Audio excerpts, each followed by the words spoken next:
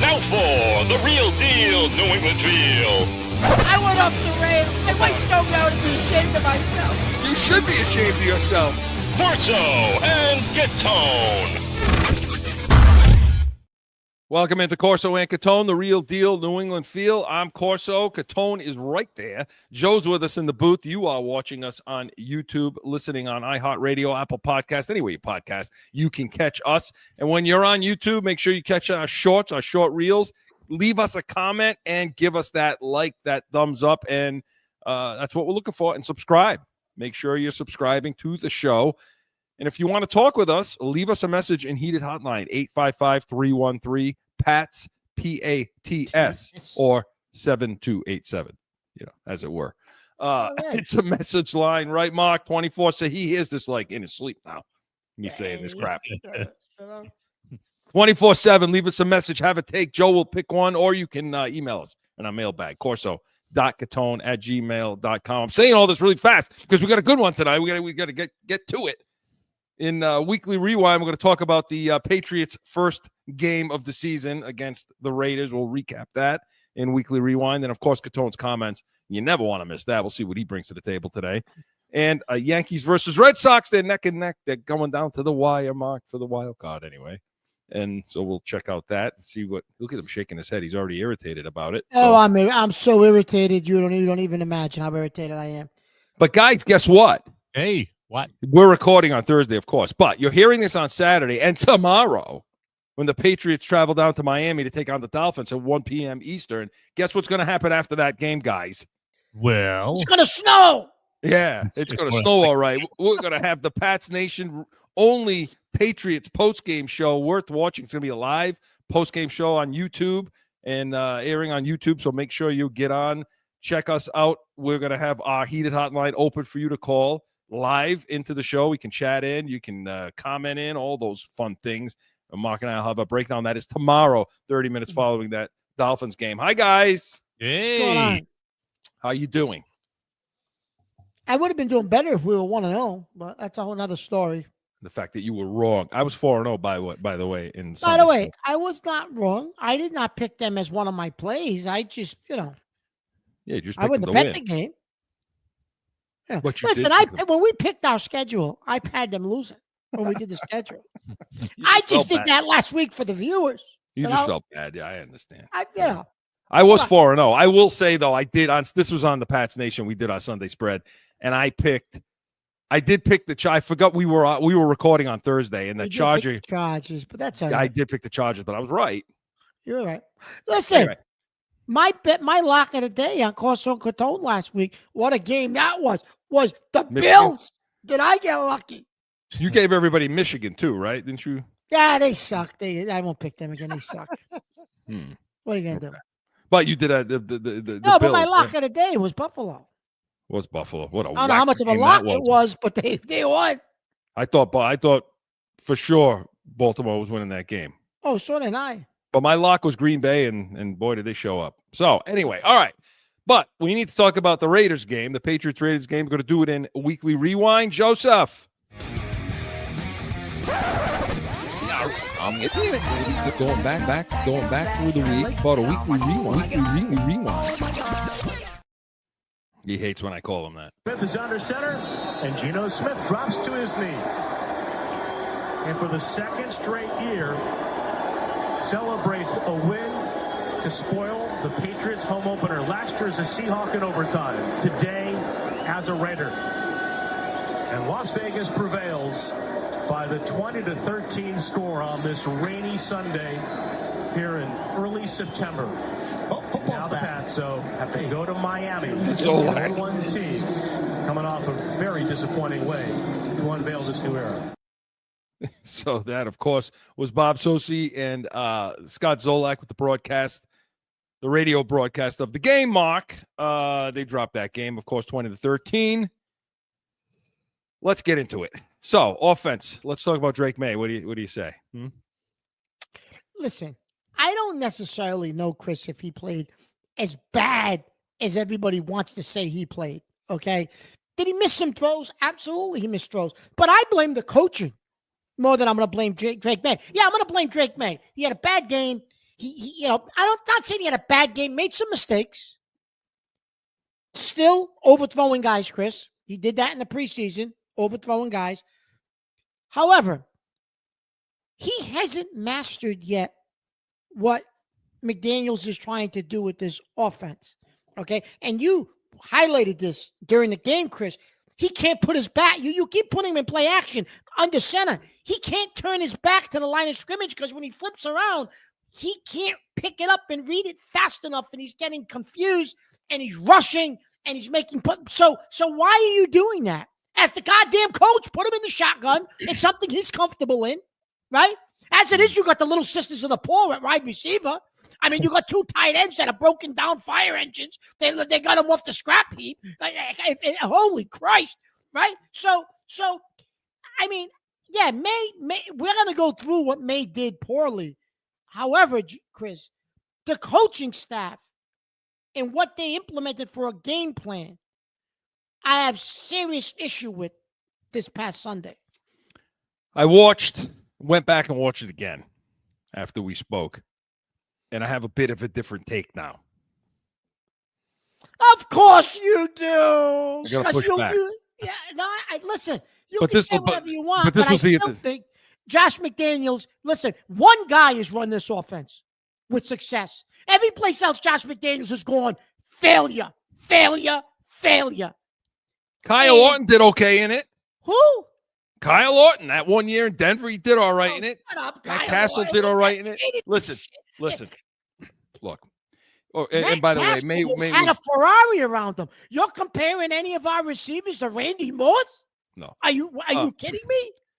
Look, he was 30 of 46, 287, and one touchdown, one pick. Here's the pick. And now with Maye back to pass, steps up, he's going to see throws, and that pass hanging in the air is intercepted down the right seam.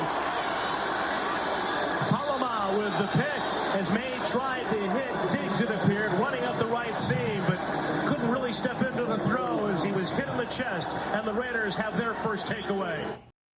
Okay.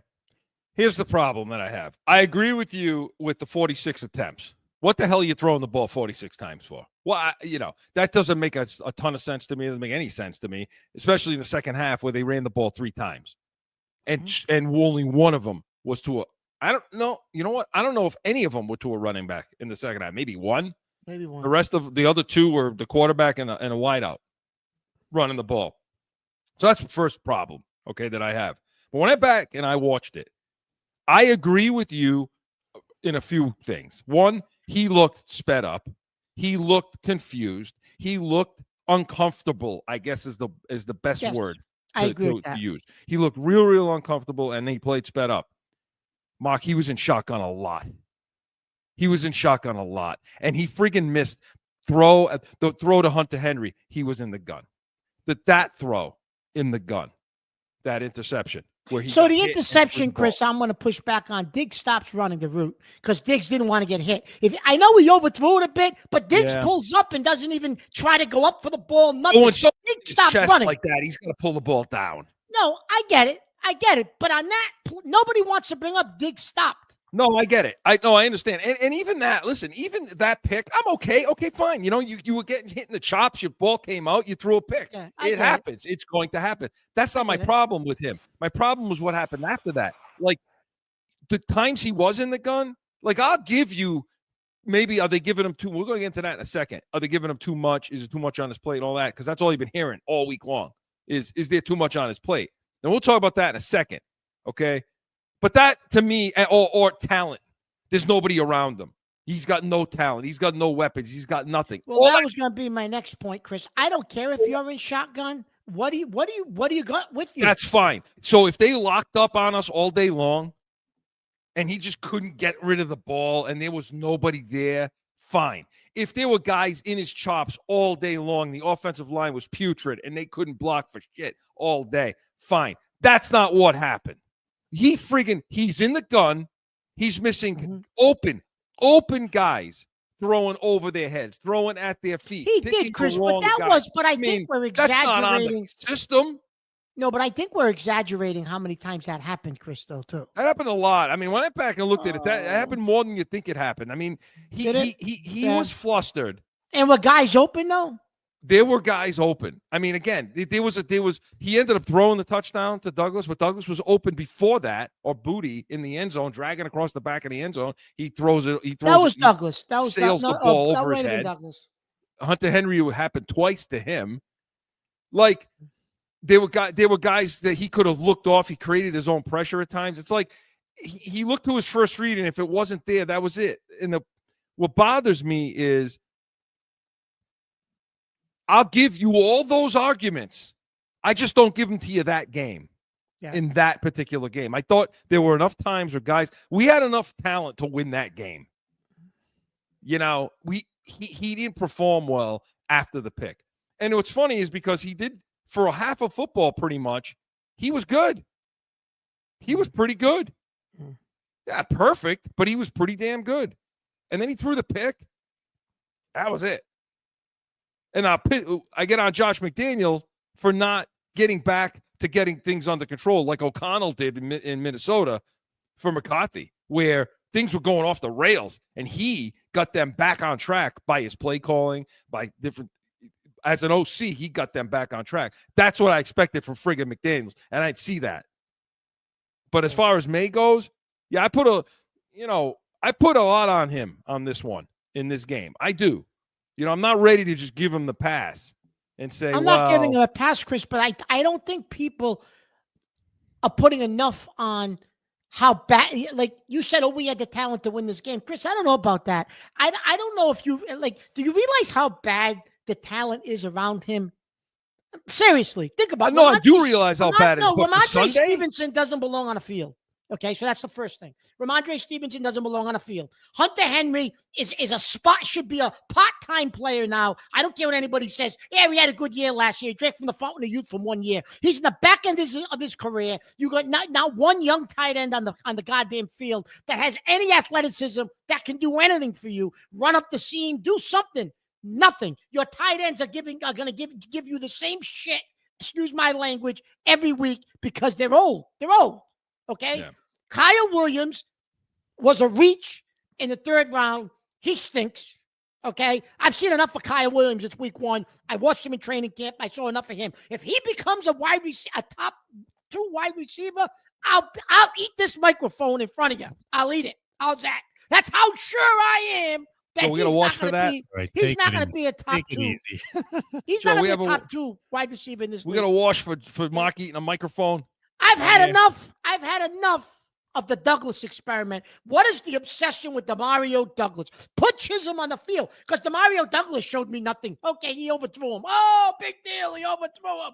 He showed me nothing. Nothing. Well, I want to talk about the wideouts in the next segment. But but I'm just telling you, the lack of talent on the field, Chris, is not helping this kid. So I don't think you can say it necessarily put all of this on him because I just think the talent is terrible.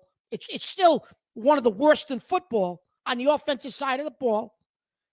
And I think that Josh McDaniels had a bad coaching day. I agree with what you're saying about Maye. The big question all week was about, is there too much on his plate? This is what Vrabel and McDaniels had to say about that. With Drake, is there any chance you feel like there might be too much on his plate right now? You talked about him maybe wanting to play perfect or maybe looking tentative. And again, I think we have to evaluate that. We have to find out, is there something there, or we just got to, figure out what our guys do best and do that?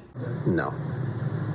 We haven't given them anything more than what we've given them all year, which is not too much. I think I'm glad they're in we have to understand it's his first game in our system. I think we all learned a lot from each experience we've had, every practice, Washington, joint practice, Minnesota, preseason games. I'm focused really on the process of him getting better every day, because I think the view of it is, it's got to be a long-term vision of where this guy's going to be. It's going to be a really good player. Okay, that was Mike Vrabel and Josh McDaniels. So, okay. Yes, you're right. They're not on the same page. Or at least Vrabel's just kind of, capitulating to the reporters and the people asking the question on the spot of, hey, too much on his plate. Well, let's consider it. Let's think about it, whatever. And McDaniels is a hard, emphatic, no, there's not too much on his plate. I didn't think there was too much on his plate on Sunday. I thought he was sped up. I thought he was confused. I don't know why, but there were plays he was supposedly in his comfort zone that he just missed. So I don't know what the hell's going through the kid's head. I don't know. But I guess we're going to see, Mark. But yeah, we'll see. But you got what I got out of that little blurb, didn't you? Right? Oh, my God, yeah. They're not on the same page, are they? Nope. And this goes back to what you said back in February or March, whenever they hired McDaniels. Yeah. That's not and we're going to get and I want to get into that in the next segment. I do. As far as, as far as that goes. But Mark, listen, I don't know. I just can't. I listen. There's so much more I want to get to. So, you know what? Let's go to break. We were going to get the defense right after this, but I got to come back to some of this offense. But let's go to break and come back and talk a little bit more about the offense, and then we'll touch on the defense. But this portion of Weekly Rewind was presented by the Pats Nation, Sundays, 8 a.m. Eastern, and tomorrow we're going to have our Patriots post-game show after the Dolphins game, 30 minutes following, so make sure you're sticking around for that. But we come back, going to talk more on the offense and some defense. No flipping. Sundays are for football, and here in New England, that means it's the Pats Nation with Corso and Catone.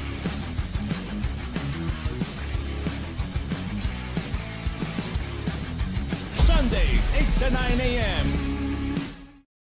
I did not think Drake Maye played really well today. I thought it was a continuation of what we saw in the preseason against the Commanders and especially against the Vikings. And I just don't think he was good enough, and I thought he was thoroughly outplayed by Geno Smith. Yeah, I can't say that it's the McDaniels offense or anything like that. I mean, what I see is just a sloppy quarterback. I mean, that first throw to DeMario Douglas, like, it didn't have anything to do with the guy was wide open. And I don't know, there must have been 6 or 7 wide open receivers today that he missed, that he wasn't accurate with. And to me, that has nothing to do with the offense. That has to do with his sloppy mechanics sort of reverting back to, and I don't even think he made that much progress last year. Okay, so that was Greg Bedard of the Boston Sports Journal talking about Maye's mechanics, and I wanted to play that just because I agree with his his mechanics are falling off. He doesn't look, and that's on him to fix. He's got to fix that. Like, he's got to put the work in to fix that. And I don't know if he's putting the work in. And I don't know who's working with him. You said this last week on the show. Who the hell's working with this guy? I don't know who's working with him. I mean, listen, we gave Van Pelt a bunch of BS last year. However, he did do a good job of trying to fix his mechanics. Because he didn't look that bad, as bad as he did mechanically last year at any point than he did on Sunday. That I agree with, Chris. I agree with that. So, all right, let's get to the rest of the offense and the defense and the rest of this. And we got to talk about this whole running. Mark, 46 attempts. Okay. Passing. Passing. And really only 13 running attempts. There were 18 attempts running the ball, 4 of them with a quarterback.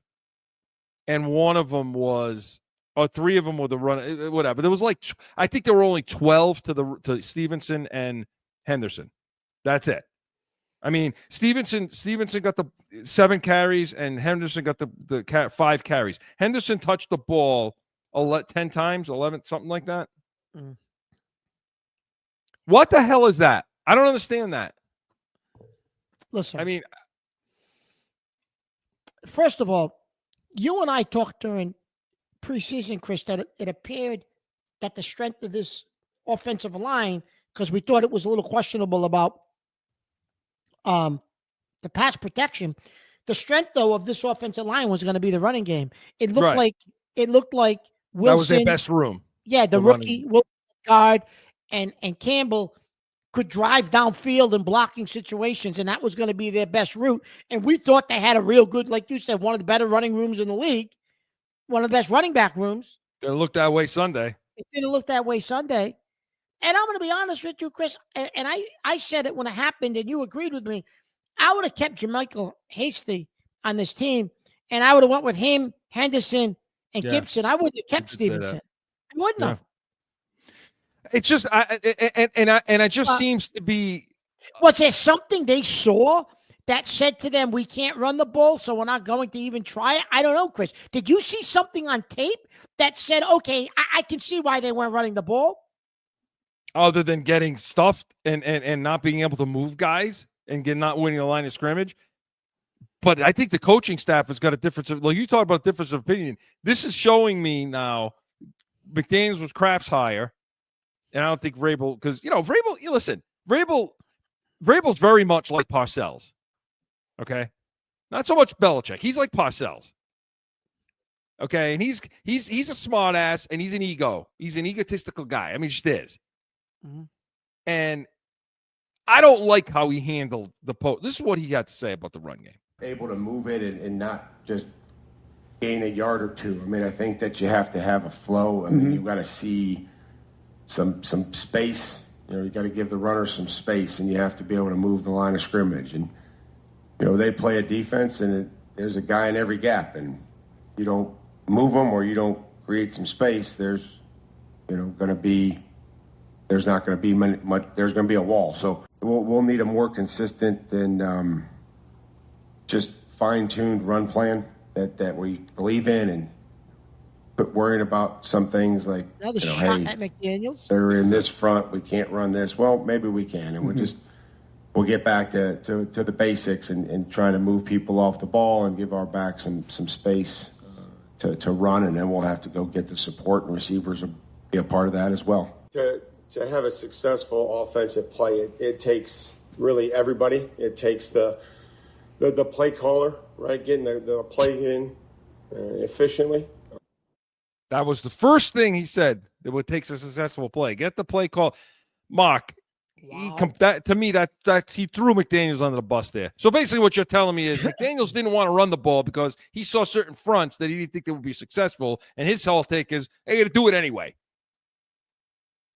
Chris, he took several shots at McDaniels in that post-game press conference, and even the next day on Monday. You can't go through 16 games with that divide, 17 games with that divide. You're already got a divide between the OC and the head coach. Listen, if you thought he was Vrabel's hire, he's not Vrabel's hire. You called that out immediately, Chris. You said there's no way Vrabel hired him. That's becoming clearly evident, Chris. The play caller. That's it. That's going to be the blurb the whole year long. The play caller. The play caller. I mean, right? So, again, there's something there. Pay attention to it. Let's keep track of it. But moving on to wrap up the offense on this game. He'll just get rid of him, and the guy he's got on the team, the guy that was the acting coach for the Bears at the end of last season, he'll make him the play caller. But, Mark, the problem is you're going to have him a third OC. Well, that's a problem. Yes, that will be a problem. You can't do it. You can't. You can't. This is it. This is what you're going to have to live with this. And you're going to have to deal with Josh McDaniels, and you're going to have to, if you're the head coach, you want to adjust things, change them. Fine. But you can't get rid of this guy. That's it. You're married to them. This is it. Kraft porked them there too. So, that's what's going to have to happen. So, yeah, I mean, offensively, there were things that we saw. I mean, Mark already mentioned Stevenson. I mean, trying to run to the left line. They never, they ran. I don't think they ran one time to the right side. Not once. No. And it's just not good enough. And again, to Mark's point, the wide receivers are not good enough either. So nothing was really good enough. Butte was a, I guess, gave you something. He's a number 2, I think. He could be a number 2, What'd you think of Campbell? This is what he thought of himself. Cool, but we didn't win, so it really doesn't matter. From your perspective, what happened on the 2 false starts? Was it a crowd noise thing? Or? I just got to be better. I can't jump. Got to key into the snap count. So I take full responsibility. I got to fix it. How much did things change? I mean, just going from obviously the college experience to the preseason, like seeing your these questions are stupid. Yes. Yeah, I mean, it was good. We just got to be better. It doesn't really matter about how I enjoyed my individual experience. We didn't really win, so none of it really matters. On the sack, was that just miscommunication on the chip, or what from your perspective happened there? Yeah, I just got to block him. There's nobody else other than me. So, yeah, got to get better. We'll watch the tape, learn from it, and fix it. Yeah, that was Campbell after the game. You know, you got to like the attitude, though. I was just going to say, you could say what you want, Chris. The kid's a football player. Yeah, right. He put it on himself. But he took a 4th and 5, and I want to talk about that, too. The 4th and 5 that he gets the false start now becomes 4th and 10, and you're punting. So and I want to get into that, Chris, because should they have punted? But I know we got a couple of things to get to before that.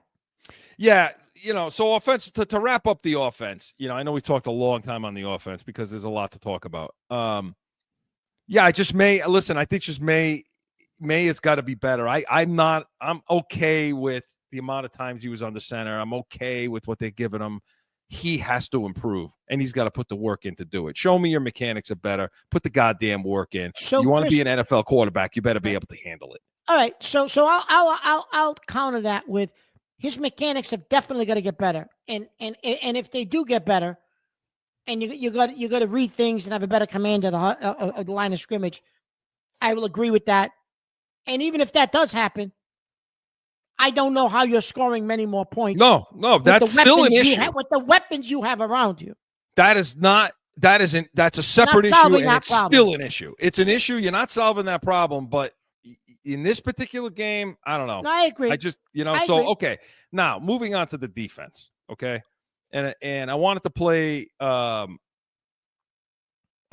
this point from Bedard, but I'm not sure if we're going to have enough time for it. But the point is, play it. What did you think of the defense? Let's just start there, okay? And I'll tell you why. But okay, well, I'm going to call out a couple of things. I'm going to call the coaching staff out, first of all.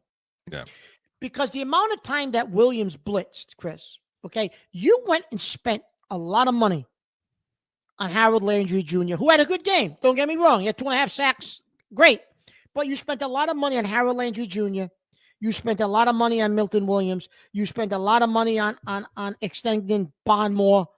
You got money invested on that side of the ball in your defensive line. Why? Like, give them a shot to see if those 4 guys, 5, can get pressure. Maybe, you're going all out blitz. You're blitzing almost on every passing down. Your secondary was depleted with no Gonzalez. So why are you doing that, Chris? There were ways to try to help the secondary, but also maybe get some pressure, or give the defensive line a chance to get some pressure, Chris, and drop more guys back.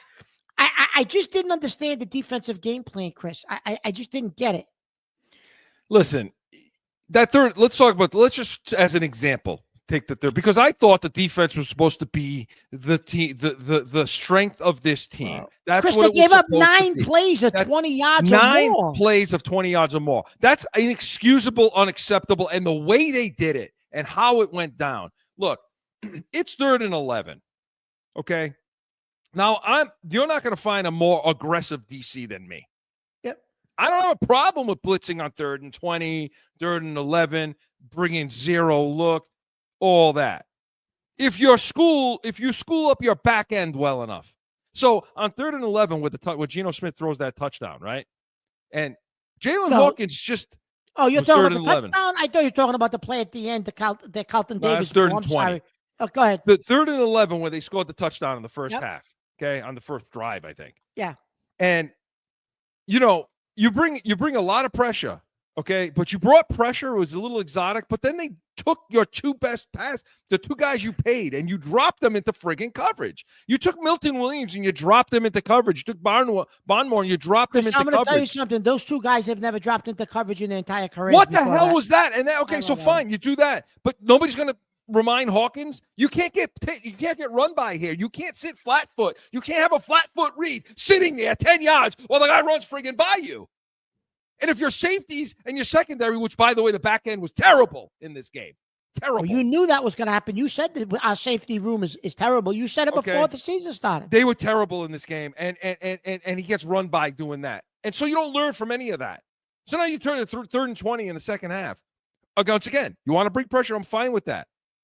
But your moron secondary, the first thing I'm telling these guys is, last night, I coached, in a game.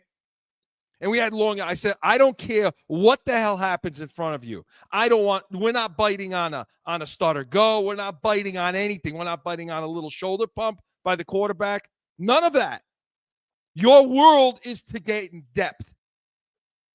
And you allow a 3rd and 20. So I don't like how it was coached up. I don't mind the aggressiveness, but I don't like how the back end was coached up in this game, and I thought it was terrible. Yeah, but Chris, I think they were too aggressive. I don't think you had to be that aggressive against this team. Well, you have a good argument as it relates to who you're playing against, too. It's one thing if you're playing against a young quarterback that is just not going to be able to.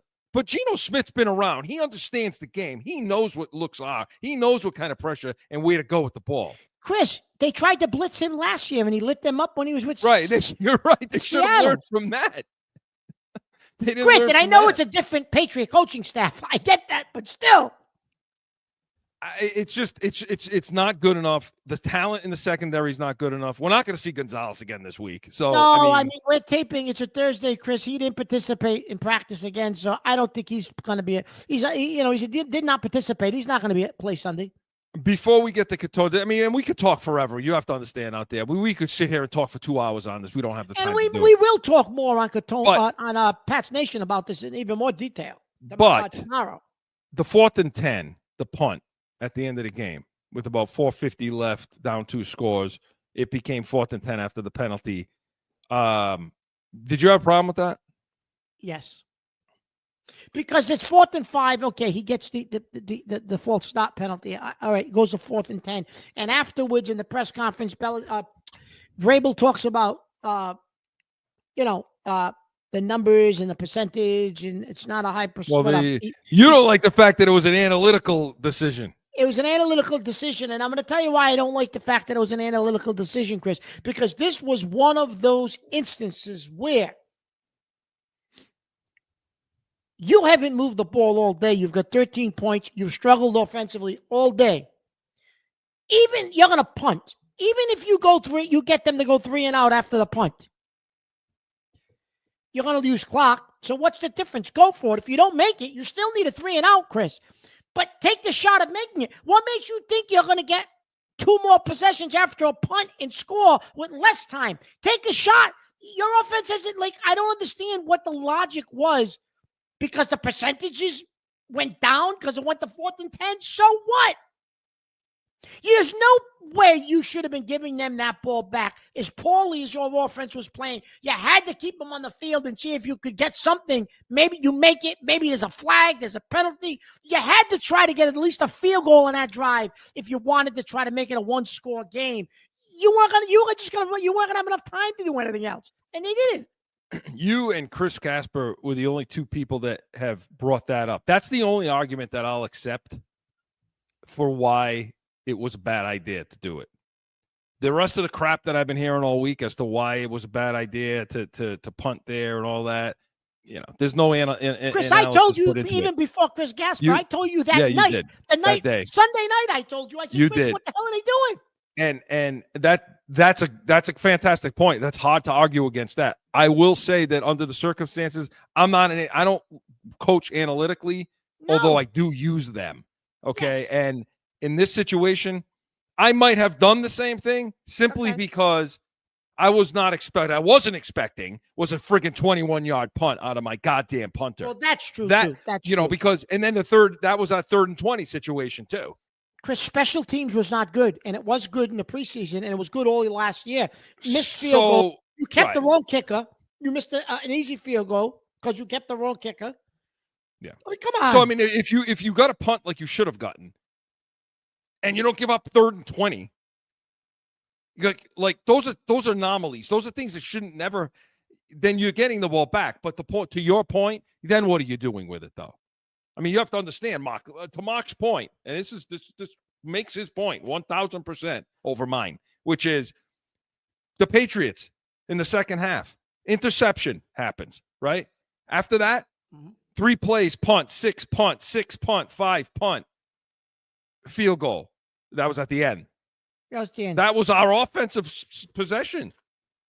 Well, those are our offensive possessions in the second half. So to Mark's point, what the hell evidence did they show you that they could score twice in freaking in a 3 minute 3 minute? You're giving the ball back to the other team's offense. I don't know. Look, we're gonna get to Catone's comments. Look, second half. Mike Vrabel kept talking about we need to win the second half. Well, they failed in that quest miserably.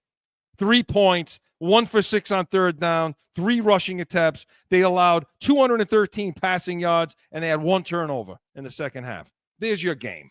That's the whole, because they were leading coming into the half. That's the whole game, Mark. A game that I think they could have won.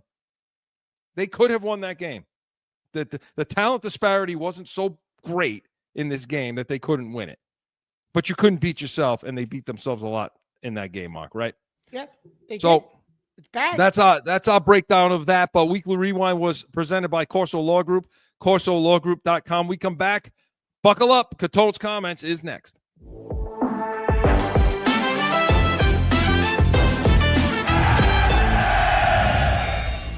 No one ever thinks they will be in need of a criminal or traffic lawyer, but things happen. Corso Law Group is Arizona's leading criminal and traffic law firm. Call or go online to CorsoLawGroup.com and talk with these expert attorneys who I know will help. Time for Catone's comments! So tonight, it was opening weekend of the NFL. I'm going to stick with the football topic. I'm not going to go on one of my rants about driving and any of that or stores, although I do got a good story I got to tell you, but it ain't going to be tonight. I'm going to the play caller. Oh, would you show you and that guy?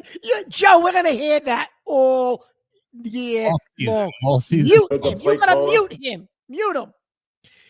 Listen, so this week, and this was just amazing to me. I don't know how ESPN still has this fool, and I'm going to call him a fool, and I challenge him to come on Corso and Catone.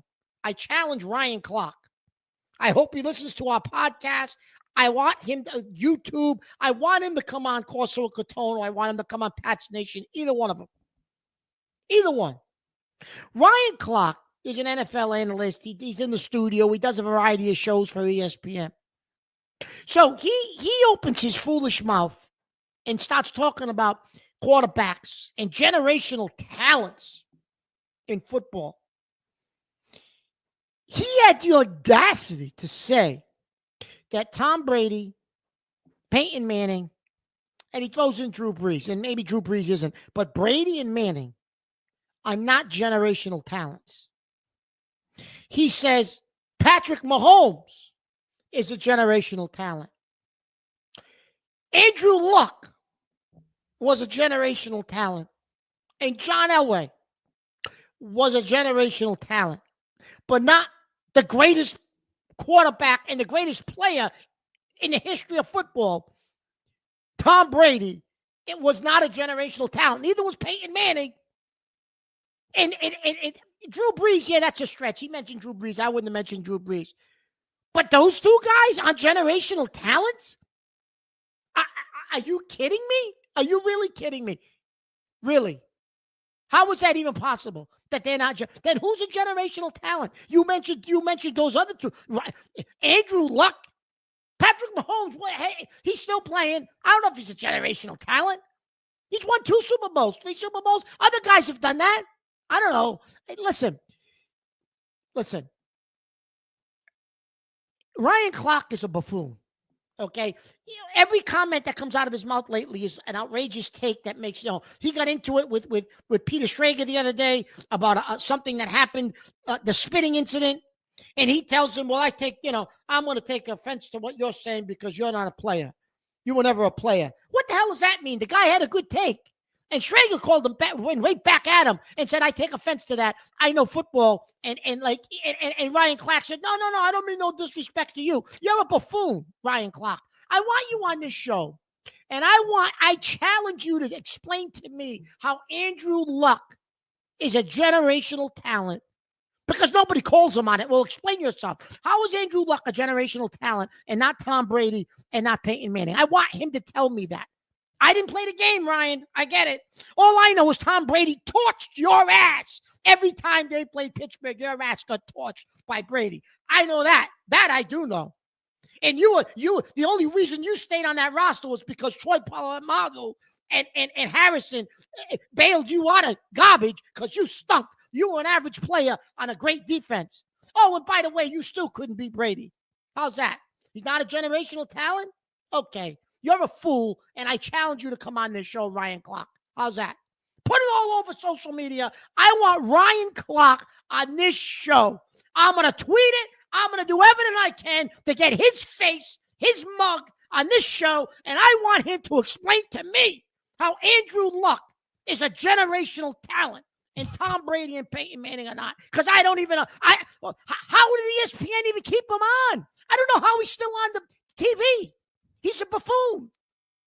You know why Tom Brady's not a generational talent, right? Why is that? The play caller. Listen, I need to change that segment to Catone from Catone's comments to Catone's challenge. You're right. Look, forget saying Andrew Luck is and who he says is Mahomes. Oh, I know whatever. Yep. But omitting those two guys is the real egregious. That's the criminal act here.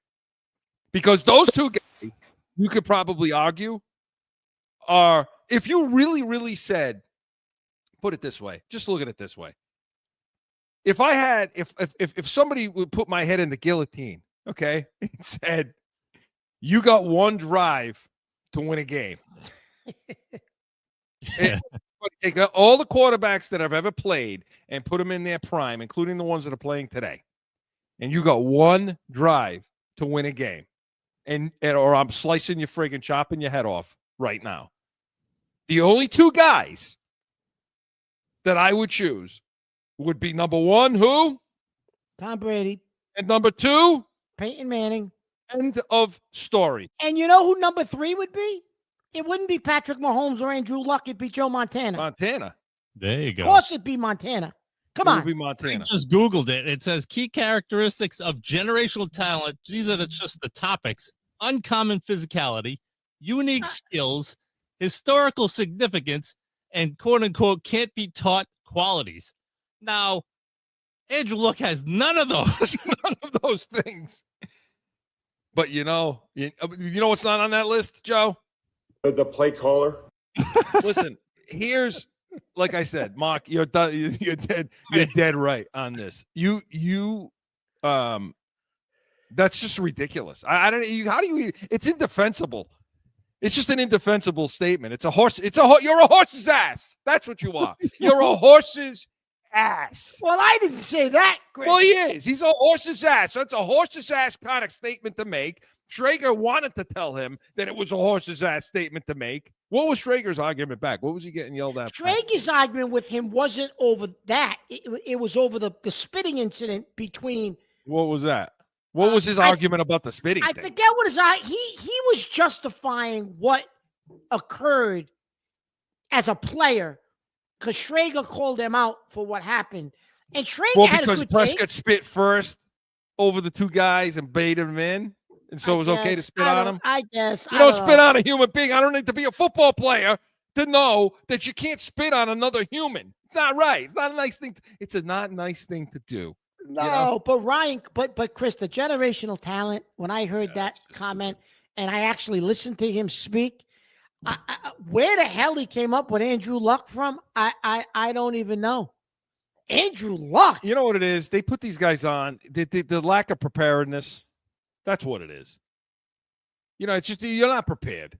I mean, you're clearly not prepared. Tom Brady then leaves New England and goes and plays for a cartoon character. Bruce Arians is a cartoon character. Vader. He's Darth Vader. He's a fictional cartoon character. Look in the comic books. He looks like he came out of a comic book. Okay. And he wins a damn Super Bowl with that franchise. The most historic losing franchise in the history of professional football. He goes there, wins a Super Bowl, and I would argue if the goddamn defense the defensive coordinator doesn't lose track of Cooper Kupp in the game that they wet themselves and he brings them back against the Rams, they win. He wins 2 in a row, Chris. He wins it again. Won again. He would have won it again. Agreed. Absolutely. So I don't know what the hell Clark's talking about. Yeah. He's a buffoon. Good stuff. Mark, listen, you're right. You're absolutely right. I mean, Brian Clark, come on the show. It's been thrown down. I want him on this show. Come on, tough guy. We'll be very professional with him. I just want him to explain himself. Tell me why they're generational talents. I just want the explanation. If he can prove it to us, and maybe he can convince us, Chris. I don't know. You're going to have to put yourself on mute because I'll stay calm. You know me. Good stuff, Mark. Catone's comments was presented by the Pats Nation Sundays, 8 a.m. Tune in tomorrow morning. We're going to have our first look at the Miami Dolphins. And then following the Dolphins game, 30 minutes following, we're going to have our Patriots post-game show, our live Patriots post-game show on YouTube. We're going to have our heated hotline open for you, 855-313-PATS, P-A-T-S. Our chat line, everything open and available to you. But when we come back, going to talk a little baseball and Yankees versus Red Sox. The play caller. Sundays are for football. And here in New England, that means it's the Pats Nation with Corso and Catone.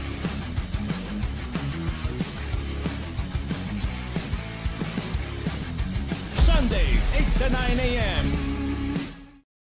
Back in with more Corso and Catone, the real deal New England feel. All right, guys. Let's shift gears now. Let's get you all right. You okay? You collect yourself a little bit? I collected myself. I'm all right now. Now you're going to get me fired up again with this next topic. And we're going to do it right now in Yankees versus Red Sox, Joe.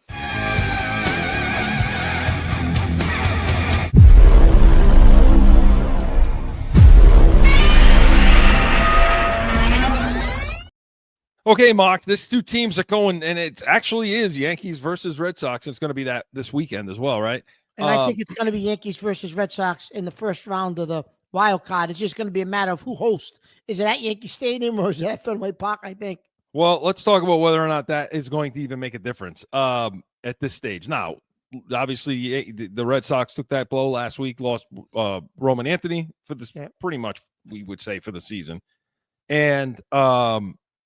And now here we are sitting with the Red Sox, sitting both of them tied up for that number one wild card spot. Both of them still sitting 3 games back of Toronto. Let's talk about the Yankees first.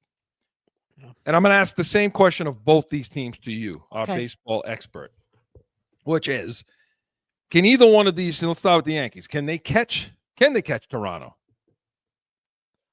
Not with their bullpen, no. What about 17 games left, something like that? They're right now. It's Thursday. They're up on Detroit. Not with the Yankees bullpen, no. I'll tell you why, Chris. Because they've had the lead in I think in every game against Detroit so far this series, or it's been tied going into the 6th inning, 7th inning. They go to the bullpen and the bullpen gives up 7 and 8 runs an inning. One inning. Like ridiculous amounts of runs. Ridiculous amounts of runs. I was talking to you on the phone. We were talking. I was driving back from practice. Right on the phone, and it's 2-0 Yankees. I got off the phone. It was 12 to 2. Yeah, it's ridiculous. What the hell happened? It's just, Chris, they can't throw strikes. They unravel. It's just they're still fundamentally, Chris. They make too many mistakes. Listen, so they had many the other night on first and second, no outs. This is against Detroit, yes. Detroit. Volpe's up. They asked him to bunt.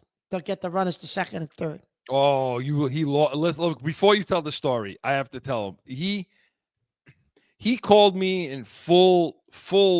I can't say meltdown because that doesn't do it justice, Joe. It was full spit drooling on myself. Go ahead. He's a professional. I'm going to try to stay calm. He's a professional baseball player. Okay, he fouls one bunt off. He takes a pitch. Then he tries to bunt another pitch, and he pops it up to the third baseman. Mind-boggling to me that your shortstop, who's supposed to be an athletic kid, who, by the way, is batting about 204. So if you can't hit and you can't bunt, what the hell are you doing at the goddamn lineup? But that's a whole other issue. Now, he pops it out to the third baseman. Chris, you coached baseball. I coached baseball. We had 12-year-olds, 11-year-olds that could get that down. You're a professional baseball player. I know they don't value small ball anymore in this league. I get that. But Jesus Christ, Chris, when you got a guy that bats 204, he better be able to do other things to help you because it certainly isn't his bat. Mark's son was 14, okay? Now, you're talking about a real good – this kid was a good baseball player, okay? An injury took him out of college, took him out of competitive play in college when he was in college. 14 years old, he's on a travel team. Was a very good ball player. And they got a situation down where you guys were in Carolina, South Carolina, something like that, on the traveling. And they had a situation where it was a guy on third base with one out. And it was like championship game. It was a championship game. And it was late in the game. It was probably last inning, So his son gets up, was playing first base at the time, and he turned into a third baseman as well. And gets up. He noticed it himself, but he got out of the box, okay? Got out of the box in his own, went over to talk to the coach, the third base coach, okay? Well, they made the mistake. The other team made the mistake, Chris, of calling a timeout to go talk to the pitcher. So when they did that, he immediately took advantage of that and ran down the third baseline and talked to the coach. On his own, he goes down to the third base coach, okay? And they're having a little discussion. And so what he tells the coach later on, we find out, what he tells the coach is, I can lay one down. I can get him in. I can squeeze him in, and they're never going to expect it. He was a power hitter for them. He was a power hitter on this team. He was probably batting cleanup. And at the time, either fourth or fifth, right? Third or fourth, something like that. I think he was fifth. I think he was batting fifth. So he tells him, this is what I want to do. Okay, fine. Goes back to the box. Third baseman's playing normal snap. Coach told him. Takes the first pitch. He says, you take the first pitch now. He takes the first pitch, sees nobody's moving, and now everybody sees, okay, it's not, this kid's not laying a bunt down. We're not dealing with a suicide squeeze here. Boom, lays a perfect bunt down the line. Not only does he get the run in, but he's safe at first because that's how prepared they were on defense to take care of that. Now, that's a 14-year-old, mind you, he was a talent, not because I love him, but was a talented ball player. But he was 14 and understood the situation. And you're telling me that Volpe can't lay a friggin' bunt down and for the New York shortstop for the New York Yankees? So, Chris, then because I know we're gonna get to the Red Sox, to make matters worse. Yeah. The next guy. But I had to tell that story because it's so apropos. I appreciate that, Chris. Talking about my son, that. But listen, the next guy pops up. So now the leadoff batter, Grisham, who's having a good year, has a 3-0 count. Now, this was even worse. Men on first and second, 3-0 count. Judge is in the hole on deck. And Boone gives him the 3-0 count. 3-0, Judge is on deck. Men on first and second, 2 outs, and they give him the green light. He flies out to the center fielder. Leaves Judge in the deck you leave circle. Judge in the hole, waiting. And Judge already got a home run that night. So like it's just idiotic baseball, Chris. Lack of fundamentals. I mean, but are they ever going to fire this guy? I hope it's at the end of the end. To go back to your original question, Chris, no. Based on all of what we just talked about, they're not catching Toronto. No, they're going to be a wild card team. And to your point, if they're going to go to Boston for 2, they'll probably get knocked out immediately. Now, granted, Boston don't have Anthony. Hold on, wait. To get back, because we have time. But what bothers me too is how somebody on this team, like if that were 96, that was 98, Paul O'Neill and Bernie Williams, these guys that guy would have come back. The guy that took the swing, Grisham. He would have been afraid to come back into that dugout. But nobody says anything. O'Neill and Tino Martinez, they would have been all over him. Like, you got no right to do that. You have no right to do that. I don't give a shit. I don't care if Boone's so shithead stupid that gave you the green light, maybe, which I'd be shocked to believe he did it. But you can't be all that stupid to do it anyway. You got to understand the situation. If I were Aaron Judge, I would have lost my mind sitting in that hole like that. Ryan Clark, Aaron Judge might be able to be considered a generational talent. Maybe. All right. Well, now he's moved up to what, 5th on the all-time home runs? That all-time list. So he's a generational talent, Ryan Clark, because he has the numbers to back it up for the greatest baseball team in the history of baseball. So, Mark, okay, so we say the biggest issue is the bullpen. So I'll say this now. Bullpen fundamentals. Flipping to the Red Sox. Here's what I'm going to say to you, that the Red Sox have the advantage then. Because the Red Sox have their own bullpen issues. They got a lot of problems when they go to their pen. But if I'm Boston, if I'm Cora, I'm looking at my team and I'm saying, okay, we've run this kid out now 3 times. Okay, powerful pitcher, great lefty, the young throwing kid. 100 miles an hour. Peyton Tollis. Put him in the pen. Well, he will be for the playoffs. Do it now. Yeah, but do it now. Do it now. Put him in the bullpen now. You're only letting him throw 2 innings to begin with anyway. They're only letting this kid throw 2. Like, they're watching his innings anyway. So, Chris, is analytics wise, is Cora getting him ready for the fact that, hey, in the playoffs, there are a lot of bullpen games. There's a lot of bullpen games. We may need you to come in and throw the 5th and 6th inning. I got to make sure your arm's ready to go 6 outs. You know. But I'll give you right there as an edge over the Yankees right now. The other rookie they just brought up, Chris, the Red Sox, struck out 11 the other night. Oh, he did. He looked fantastic. That kid looked fantastic. So to me, you got some weapons there in your pen or with your arms. This Peyton Tollis, you put him in the bullpen. You've now grabbed the guy that can pitch 2-3 innings that can throw 100 because he can't find his other stuff yet. That's why he's not ready to start yet because he's a bullpen arm. You're right, Chris. Pitches. He'd be a great bullpen arm in the playoffs. So to me, Boston's in a better position right now than New York. Even without Roman Anthony. They're in a better position than New York right now. I'm going to be honest with you, Chris. Before the Roman Anthony injury, with this kid Tollis, it wouldn't have surprised me if the Red Sox had caught fire and made a run just because the American League, Chris, I don't think is that good. This is a league this year where you could steal it because it's not those. I'm not impressed with anybody, really impressed with anybody in the American League. And maybe the Red Sox could have caught Toronto with Roman Anthony. I think they would have. I think they would have. I think it's going to be difficult without Anthony to catch them, but you never know. I don't think the Yankees can do it. No, I don't think so either, and I don't know if either one can, but I give a better shot to Red Sox to do it. But getting into the playoffs, we're going to talk about that in the coming weeks. We have a lot of time to discuss. Probably going to play each other. Head. Yeah. But I am not feeling good about these two teams playing head to head, even without Anthony. I'm still not feeling as a Yankee fan. I'm not feeling very good and very confident about this team either going to Boston or even playing them at home. No. As an aside, they got a weekend series coming up at Fenway. Right? They got 3 games starting Friday. They got 3 games this weekend. We'll see what happens. Of course, we're going to catch Crochet and Bello. Bello pitches like he pitches like Pedro Martinez every time he faces the Red Sox. Right? Every time he faces New York. And Crochet is like Cy Young, so a Cy Young Award winner. So we got a problem, Chris.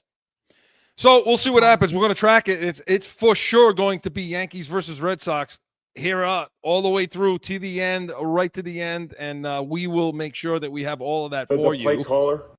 And the play caller as well. But Corso and Catone was presented by the Pats Nation Sundays, 8 a.m. Eastern. Hey, tomorrow we're going to have our full pregame breakdown of that Dolphins game, their trip to Miami in the heat to take on the Dolphins. Sunday spread, we're going to make you some money. We did last week, so stick around for that. And make sure you're tuning in after 30 minutes following the Dolphins game. We're going to have our live Patriots post-game show on YouTube. Our heated hotline going to be open for you. Our comment section, you could call in, chat in, write in. We're going to be ready for you. We're going to break down that entire game. And make sure you come back next week to this show. We're going to have more Patriots talk, including the recap of that Dolphins game. And anything you bring to the table, we will be ready. We are Corso and Catone, the real deal, New England feel. See you next Saturday. Now find Corso and Catone on AM 790, The Score, iHeartRadio, iTunes, wherever you podcast. Or subscribe to the YouTube channel and catch the chaos every Saturday at noon.